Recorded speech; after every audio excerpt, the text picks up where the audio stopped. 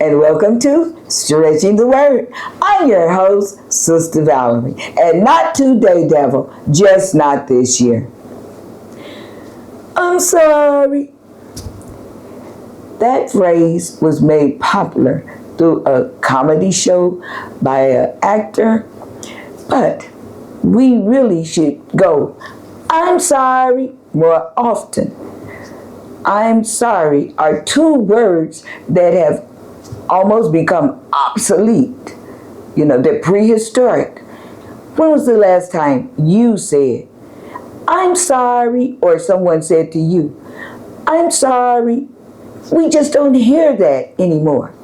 Why? Because people don't think it's necessary to, tell someone that they're sorry for offending them. They're sorry for hurting their feelings. They're sorry for, whatever caused them emotional distress. People just don't feel that way no more. Well, they'll get over it. Whatever. Why? Is it because we've become so indifferent? Have our hearts turned that cold that we feel like we can just be emotionalists and just don't care about another person's feeling? We need to really stop and think, why is it that we feel like we can just abuse a person? Oh, I'm not abusing him. It's all right. They understand me. But you have perhaps verbally abused somebody. You've perhaps emotionally abused somebody. You've perhaps caused somebody some emotional trauma because you brought some drama to them because of, that's just me. And then we just, continue on our way, thinking that that person is okay with it, or they'll be okay with it because they understand me. But while they're, quote unquote, understanding me, have I taken the time to understand them? Because if I've taken the time to understand them, then maybe I would say, I'm sorry, but no, we just don't. We just keep going on through our lives, And that's why some of us have so much baggage on us. That's why some of us can't go forward, because we need to stop, I'll just say, running over people's feelings and their emotions and causing them emotional trauma, and we've moved on.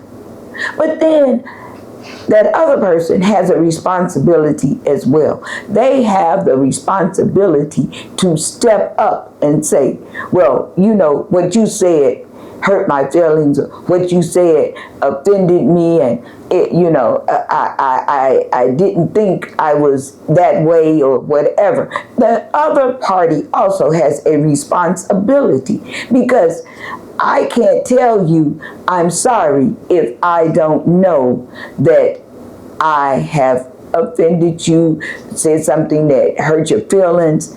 I can't say I'm sorry if I don't know these things. And I know that we're not just being malicious and evil and ornery and just saying and doing things to cause people emotional pain and to hurt their feelings.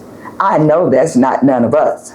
So we have to say we're sorry. Even if the other person don't. You can tell by a person's body language sometimes whether or not you've said something and you've hurt their feeling or made them sad. So let's not act like we don't know sometimes when we have hurt people's feelings or said something to make them feel some kind of way. Don't be afraid to say you're sorry. That's the only way that you're going to get deliverance, is to learn to say, I'm sorry. Even the scripture says godly sorrow, which means we have to be sorrowful. We have to be sorry for the wrong that we've done. Because you have to understand, not only are you hurting a human being, but you are hurting the heart of God when you do the wrong thing. So we have to have godly sorrow. We don't just say, I'm sorry to God when we, allow him to come into our lives. No, whenever we hurt the heart of God, then we still have to say, I'm sorry. It's not a one-time deal.